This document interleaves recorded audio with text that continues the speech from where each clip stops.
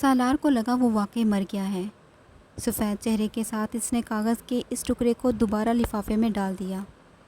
کچھ بھی کہے بغیر اس نے لفافہ تھاما اور اٹھ کھڑا ہوا۔ سکندر اور طیبہ دم بخود اسے دیکھ رہے تھے۔ جب وہ سکندر کے پاس سے گزرنے لگا تو وہ اٹھ کھڑے ہو گئے۔ سالار، وہ رک گیا۔ سکندر نے اس کے کندھے پر ہاتھ رکھ دیا۔ جو کچھ بھی ہوا نادانستگی میں ہوا۔ میں نہیں جانتا تھا کہ اگر تم نے کبھی مجھے امامہ کے بارے میں اپنی فیلنگز بتائی ہوتی تو میں کبھی یہ سب نہ کرتا۔ میں اس سارے معاملے کو کسی اور طرح ہینڈل کرتا یا پھر اس کے ساتھ تمہارا رابطہ کرا دیتا۔ میرے بارے میں اپنے دل میں کوئی شکایت یا گلہ مت رکھنا۔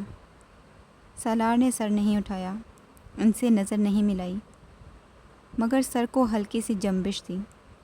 اسے ان سے کوئی شکوہ نہیں تھا۔ سکندر نے اس کے کندھے سے ہاتھ ہٹا لیا۔ وہ تیزی سے کمرے سے نکل گیا۔ سکندر چاہتے تھے وہ وہاں سے چلا جائے۔ انہوں نے اس کے ہونٹوں کو کسی بچے کی طرح کپ کپاتے ہوئے دیکھا تھا۔ وہ بار بار انہیں بھینچ کر خود پر قابو پانے کی کوشش کر رہا تھا۔ چند منٹ اور وہاں رہتا تو شاید پھوٹ پھوٹ کر رونے لگتا۔ سکندر اپنے پچھتاوے میں مزید اضافہ نہیں کرنا چاہتے تھے۔ طیبہ نے اس ساری گفتگو میں کوئی مداخلت نہیں کی، مگر سالار کے باہر جانے کے بعد انہوں نے سکندر کی دل جوئی کرنے کی کوشش کی۔ پریشان ہونے کی ضرورت نہیں ہے۔ آپ نے جو کچھ کیا اس کی بہتری کے لیے کیا۔ وہ سمجھ جائے گا۔ وہ سکندر کے چہرے سے ان کی ذہنی کیفیت کا اندازہ لگا سکتی تھیں۔ سکندر ایک سگریٹ سلگاتے ہوئے کمرے میں چکر لگا رہے تھے۔ یہ میری زندگی کی سب سے بڑی غلطی تھی۔ مجھے سالار سے پوچھے بغیر یا اس کو بتائے بغیر یہ سب کچھ نہیں کرنا چاہیے تھا۔ مجھے امامہ سے اس طرح کا جھوٹ بھی نہیں بولنا چاہیے تھا۔ مجھے وہ بات ادھوری چھوڑ کر تعصب امیز انداز میں ایک ہاتھ کو مٹھی کی صورت میں مینچتے ہوئے کھڑکی میں جا کر کھڑے ہو گئے۔ گاڑی بہت محتاط انداز میں سڑک پر پھسل رہی تھی۔ سالار کئی سال بعد پہلی بار اس سڑک پر رات کے اس پہر گاڑی چلا رہا تھا۔ وہ رات اس کی آنکھوں کے سامنے کسی فلم کی طرح چل رہی تھی۔ اسے لگا 8 سال اڑ کر غائب ہو گئے تھے۔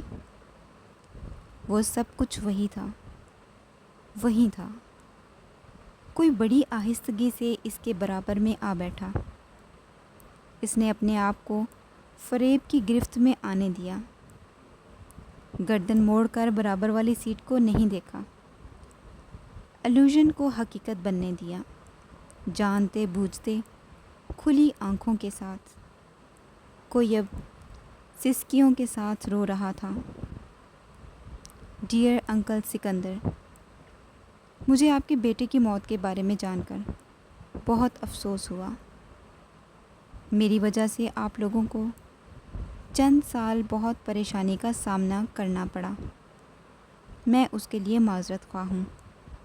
مجھے سالار کو کچھ رقم ادا کرنی تھی، وہ میں آپ کو بھجوا رہی ہوں۔ خدا حافظ، امامہ ہاشم۔ ایک بار پھر اس خط کی تحریر اس کے ذہن میں گونجنے لگی تھی۔ وہ سکندر عثمان کے پاس سے آ کر بہت دیر تک خط لیے اپنے کمرے میں بیٹھا رہا۔ اس نے امامہ کو کوئی رقم نہیں دی تھی، مگر وہ جانتا تھا اس نے اس کا کون سا قرض لوٹایا تھا۔ موبائل فون کی قیمت اور اس کے بلز۔ وہ خالی الذہنی کے عالم میں اپنے بیڈ پر بیٹھے نیم تاریک کمرے کی کھڑکیوں سے باہر اس کے گھر کی عمارت کو دیکھتا رہا۔ ساری دنیا یکدم جیسے ہر کمرے کی کھڑکی زندہ شے سے خالی ہو گئی تھی۔ اس نے خط پر تاریخ پڑھی۔ وہ امامہ کے گھر سے جانے کے تقریباً 2.5 سال بعد بھیجا گیا تھا۔ 2.5 سال بعد اگر وہ 20,000 روپے اسے بھجوا رہی تھی تو اس کا مطلب تھا وہ خیریت سے تھی۔ کم از کم اس کے امامہ کے بارے میں بدترین اندیشے درست ثابت نہیں ہوئے تھے۔ اسے خوشی تھی، لیکن اگر اس نے یہ سمجھ لیا تھا کہ سالار مر چکا تھا تو پھر وہ اس کی زندگی سے بھی نکل چکا تھا۔ اور اس کا کیا مطلب تھا وہ یہ بھی جانتا تھا۔ کئی گھنٹے وہ اسی طرح وہیں بیٹھا رہا، پھر پتہ نہیں اس کے دل میں کیا آیا۔ اپنا بیگ پیک کر کے وہ گھر سے نکل آیا اور اب وہ اس سڑک پر تھا، اسی دھند میں، اسی موسم میں۔ سب کچھ جیسے دھواں بن رہا تھا یا پھر دھند۔ چند گھنٹوں کے بعد وہ اسی ہوٹل نما سروس اسٹیشن کے پاس جا پہنچا۔ اس نے گاڑی روک لی۔ دھند میں ملفوف وہ عمارت اب بالکل بدل چکی تھی۔ گاڑی کو موڑ کر وہ سڑک سے اتر کر اندر لے آیا، پھر دروازہ کھول کر نیچے اتر آیا۔ 8 سال پہلے کی طرح آج بھی وہاں خاموشی کا راج تھا، صرف لائٹس کی تعداد پہلے سے زیادہ تھی۔ اس نے ہارن نہیں دیا، اس لیے اندر سے کوئی نہیں نکلا۔ برآمدے میں اب وہ پانی کا ڈرم نہیں تھا۔ وہ برآمدے سے گزرتے ہوئے اندر جانے لگا، تبھی اندر سے ایک شخص نکل آیا۔ اس سے پہلے کہ وہ کچھ کہتا، سالار نے اس سے کہا، میں چائے پینا چاہتا ہوں۔ اس نے جمائی لی اور واپس مڑ گیا۔ آ جائیں۔ سالار اندر چلا گیا۔ یہ وہی کمرہ تھا مگر اندر سے کچھ بدل چکا تھا۔ پہلے کی نسبت میزوں اور کرسیوں کی تعداد زیادہ تھی اور کمرے کی حالت بھی بہت بہتر ہو چکی تھی۔ چائے لیں گے یا ساتھ کچھ اور بھی؟ اس آدمی نے مڑ کر اچانک پوچھا۔ صرف چائے۔ سالار ایک کرسی کھینچ کر بیٹھ گیا۔ آدمی کاؤنٹر کے عقب میں اب سٹوو جلانے میں مصروف ہو چکا تھا۔ آپ کہاں سے آئے ہیں؟ اس نے چائے کے لیے کیتلی اوپر رکھتے ہوئے سالار سے پوچھا۔ جواب نہیں آیا۔ اس شخص نے گردن موڑ کر دیکھا۔ چائے پینے کے لیے آنے والا وہ شخص کمرے کے ایک کونے پر نظریں جمائے ہوئے تھا، بالکل پتھر کے کسی مجسمے کی طرح بے حس و حرکت۔ وہ نماز پڑھ کر اس کے بالمقابل میز کے دوسری جانب کرسی پر آ بیٹھی تھی۔ کچھ کہے بغیر اس نے میز پر پڑا چائے کا کپ اٹھایا اور اسے پینے لگی۔ لڑکا تب تک برگر لے آیا تھا اور اب ٹیبل پر برگر رکھ رہا تھا۔ سالار تیکھی نظروں کے ساتھ برگر کی پلیٹ کو دیکھ رہا تھا جو اس کے سامنے رکھی جا رہی تھی۔ جب لڑکے نے پلیٹ رکھ دی تو سالار نے کانٹے کے ساتھ برگر کا اوپر والا حصہ اٹھایا اور تنقیدی نظروں سے فلنگ کا جائزہ لیا۔ پھر چھری اٹھا کر اس نے لڑکے سے کہا، جو اب امامہ کے برگر کی پلیٹ اس کے سامنے رکھ چکا تھا، یہ شامی کباب ہے؟ وہ فلنگ کی اوپر والی تہہ کو الگ کر رہا تھا۔ یہ آملیٹ ہے؟ اس نے نیچے موجود آملیٹ کو چھری کی مدد سے تھوڑا اونچا کیا۔ اور یہ کیچپ؟ تو چکن کہاں ہے؟ میں نے تمہیں چکن برگر لانے کو کہا تھا نا، اس نے اکھڑے لہجے میں لڑکے سے کہا۔ امامہ تب تک خاموشی سے برگر اٹھا کر کھانے میں مصروف ہو چکی تھی۔ یہ چکن برگر ہے؟ لڑکے نے قدرے گڑبڑا کر کہا۔ کیسے چکن برگر ہے؟ اس میں کہیں چکن ہی نہیں ہے، سالار نے چیلنج کیا۔ ہم اسے ہی چکن برگر کہتے ہیں۔ وہ لڑکا اب نروس ہو رہا تھا۔ اور جو سادہ برگر ہے اس میں کیا ڈالتے ہو؟ اس میں بس شامی کباب ہوتا ہے، انڈا نہیں ہوتا۔ اور انڈا ڈال کر سادہ برگر چکن برگر بن جاتا ہے، چونکہ انڈے سے مرغی نکلتی ہے اور مرغی کے گوشت کو چکن کہتے ہیں، اس لیے ڈائریکٹلی نہیں تو انڈائریکٹلی چکن برگر بنتا ہے۔ سالار نے بڑی سنجیدگی سے کہا۔ وہ لڑکا کھسیانے انداز میں ہنسا۔ امامہ ان دونوں کی گفتگو پر توجہ دیے بغیر ہاتھ میں پکڑا برگر کھانے میں مصروف تھی۔ ٹھیک ہے جاؤ، سالار نے کہا۔ لڑکے نے یقیناً سکون کا سانس لیا اور وہاں سے غائب ہو گیا۔ چھری اور کانٹے کو رکھ کر سالار نے بائیں ہاتھ سے برگر کو اٹھا لیا۔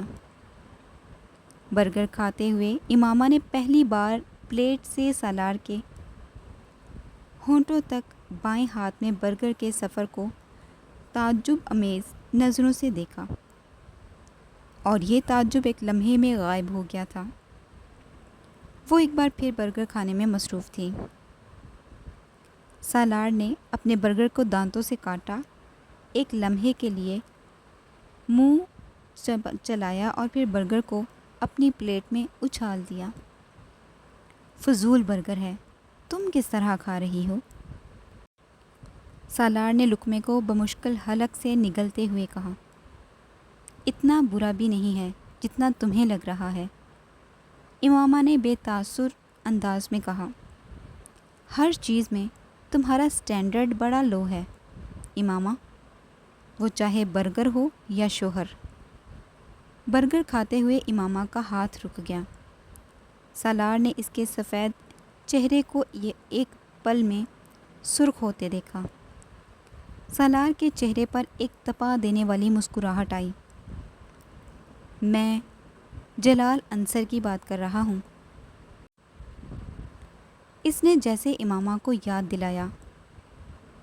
تم ٹھیک کہتے ہو، امامہ نے پرسکون لہجے میں کہا۔ میرا سٹینڈرڈ واقعی ہی بہت لو ہے۔ وہ ایک بار پھر برگر کھانے لگی۔ میں نے سوچا تم برگر میرے منہ پر دے مارو گی، سالار نے دبی مسکراہٹ کے ساتھ کہا۔ میں رزق جیسی نعمت کو کیوں ضائع کروں گی؟ یہ اتنا برا برگر نعمت ہے؟ اس نے تضحیک آمیز انداز میں کہا۔ اور کون کون سی نعمتیں ہیں اس وقت تمہارے پاس؟ انسان اللہ کی نعمتوں کا شکر ادا کر ہی نہیں سکتا۔ یہ میری زبان پر ذائقہ چکھنے کی جو حس ہے، یہ کتنی بڑی نعمت ہے کہ میں اگر کوئی چیز کھاتی ہوں تو اس میں اس کا ذائقہ محسوس کر سکتی ہوں۔ بہت سے لوگ اس نعمت سے بھی محروم ہوتے ہیں، اور ان لوگوں میں ٹاپ آف دی لسٹ سالار سکندر کا نام ہوگا، ہے نا؟ اس نے امامہ کی بات مکمل ہونے سے پہلے ہی تیز آواز میں اس کی بات کاٹی۔ سالار سکندر کم از کم اس طرح کی چیزیں کھا کر انجوائے نہیں کر سکتا۔ اس شخص نے چائے کا کپ اس کے سامنے رکھ دیا۔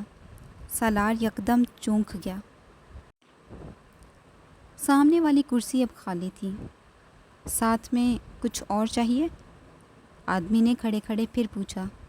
نہیں، بس چائے کافی ہے، سالار نے چائے کا کپ اپنی طرف کھینچتے ہوئے کہا۔ آپ اسلام آباد سے آئے ہیں؟ اس نے پوچھا۔ ہاں، لاہور جا رہے ہیں؟ اس نے ایک اور سوال کیا۔ اس بار سالار نے سر کے اشارے سے جواب دیا۔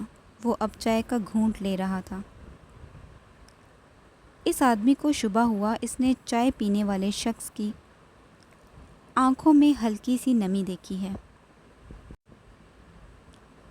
میں کچھ دیر یہاں اکیلا بیٹھنا چاہتا ہوں۔ اس نے چائے کا کپ میز پر رکھتے ہوئے سر اٹھائے بغیر کہا۔ وہ شخص کچھ تعجب سے اسے دیکھتا ہوا واپس کچن میں چلا گیا اور ثانوی نوعیت کے کاموں میں مصروف گاہے بگاہے دور سے سالار پر نظریں دوڑاتا رہا۔ پورے 15 منٹ بعد اس نے سالار کو ٹیبل چھوڑ کر کمرے سے نکلتے دیکھا۔ وہ آدمی بڑی تیز رفتاری کے ساتھ کچن سے کمرے میں واپس آیا، مگر اس سے پہلے کہ وہ سالار کے پیچھے باہر جاتا، میز پر خالی کپ کے نیچے پڑے ایک نوٹ نے اسے روک لیا۔ وہ بھونچکا سا گیا، اس نوٹ کو دیکھتا رہا، پھر اس نے آگے بڑھ کر اس نوٹ کو پکڑا اور تیزی سے کمرے سے باہر آ گیا۔ سالار کی گاڑی اس وقت ریورس ہوتے ہوئے مین روڈ پر جا رہی تھی۔ اس آدمی نے حیرانی سے اس دور جاتی ہوئی گاڑی کو دیکھا، پھر ہاتھ میں پکڑے اس 1000 روپے کے نوٹ کو برآمدے میں لگی ٹیوب لائٹ کی روشنی میں دیکھا۔ نوٹ اصلی ہے مگر آدمی بیوقوف۔ اس نے اپنی خوشی پر قابو پاتے ہوئے زیر لب تبصرہ کیا اور نوٹ کو جیب میں ڈال لیا۔ سکندر عثمان صبح ناشتے کی میز پر آئے تو بھی ان کے ذہن میں سب سے پہلے سالار کا ہی خیال آیا تھا۔ سالار کہاں ہے؟ اسے بلاؤ، انہوں نے ملازم سے کہا۔ سالار صاحب تو رات کو ہی چلے گئے تھے۔ سکندر اور طیبہ نے بے اختیار ایک دوسرے کا چہرہ دیکھا۔ کہاں چلے گئے؟ گاؤں؟ نہیں، واپس لاہور چلے گئے۔ انہوں نے سالار کا نمبر ڈائل کیا، موبائل آف تھا۔ انہوں نے اس کے فلیٹ کا نمبر ڈائل کیا، وہاں جوابی مشین لگی ہوئی تھی۔ انہوں نے پیغام ریکارڈ کرائے بغیر فون بند کر دیا۔ کچھ پریشان سے وہ دوبارہ ناشتے کی میز پر آ بیٹھے۔ فون پر کانٹیکٹ نہیں ہوا؟ طیبہ نے پوچھا۔ نہیں، موبائل آف ہے۔ اس کے فلیٹ پر آنسر فون لگا ہوا ہے، پتہ نہیں کیوں چلا گیا۔ آپ پریشان نہ ہوں، ناشتہ کریں۔ طیبہ نے انہیں تسلی دینے کی کوشش کی۔ تم کرو، میرا موڈ نہیں ہے۔ وہ اٹھ کر باہر نکل گئے۔ طیبہ بے اختیار سانس لے کر رہ گئی۔ سالار نے اپنے فلیٹ کا دروازہ کھولا، باہر فرقان تھا۔ وہ پلٹ کر اندر آ گیا۔ تم کب آئے؟ فرقان نے قدرے حیرانی سے اس کے پیچھے اندر آتے ہوئے کہا۔ آج صبح، سالار نے صوفے کی طرف جاتے ہوئے کہا۔ کیوں، تمہیں گاؤں جانا تھا؟ فرقان نے اس کی پشت کو دیکھتے ہوئے کہا۔ میں تو پارکنگ میں تمہاری گاڑی دیکھ کر آ گیا، بندہ آتا ہے تو بتا ہی دیتا ہے۔ سالار جواب میں کچھ کہے بغیر صوفے پر بیٹھ گیا۔ کیا ہوا؟ فرقان نے پہلی بار اس کے چہرے کو دیکھا اور تشویش میں مبتلا ہوا۔ کیا ہوا؟ سالار نے جواب میں کہا۔ میں تم سے کچھ پوچھ رہا ہوں، تمہیں کیا ہوا ہے؟ فرقان نے اس کے سامنے صوفے پر بیٹھتے ہوئے کہا۔ کچھ نہیں۔ گھر میں سب خیریت ہے؟ ہاں۔ تو پھر تم؟ سر میں درد ہے۔ مائیگرین؟ فرقان اب اس کے چہرے کو غور سے دیکھ رہا تھا۔ نہیں۔ سالار نے مسکرانے کی کوئی کوشش نہیں کی، اس کا فائدہ بھی نہیں تھا۔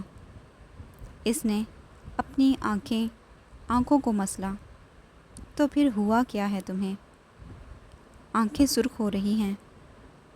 میں رات سویا نہیں، ڈرائیو کرتا رہا ہوں۔ سالار نے بڑے عام سے انداز میں کہا۔ تو اب سو جاتے، یہاں آ کر فلیٹ پر۔ صبح سے کیا کر رہے ہو؟ فرقان نے کہا۔ کچھ بھی نہیں۔ سوئے کیوں نہیں؟ نیند نہیں آ رہی۔ تم تو سلیپنگ پلس لے کر سو جاتے ہو، پھر نیند نہ آنا کیا معنی رکھتا ہے؟ فرقان کو تعجب ہوا۔ بس آج نہیں لینا چاہتا تھا میں، یا یہ سمجھ لو کہ آج میں سونا ہی نہیں چاہتا تھا۔ کھانا کھایا ہے؟ نہیں، بھوک نہیں لگے گی، 2 بج رہے ہیں۔ فرقان نے جیسے اسے جتایا، میں کھانا بھجواتا ہوں، کھا لو۔ تھوڑی دیر سو جاؤ، پھر رات کو نکلتے ہیں آؤٹنگ کے لیے۔ نہیں، کھانا مت بھجوانا، میں سونے جا رہا ہوں۔ شام کو اٹھوں گا تو باہر جا کر کہیں کھا لوں گا، سالار کہتے ہوئے صوفے پر لیٹ گیا اور اپنا بازو آنکھوں پر رکھ لیا۔ فرقان کچھ دیر بیٹھا اسے دیکھتا رہا، پھر اٹھ کر باہر چلا گیا۔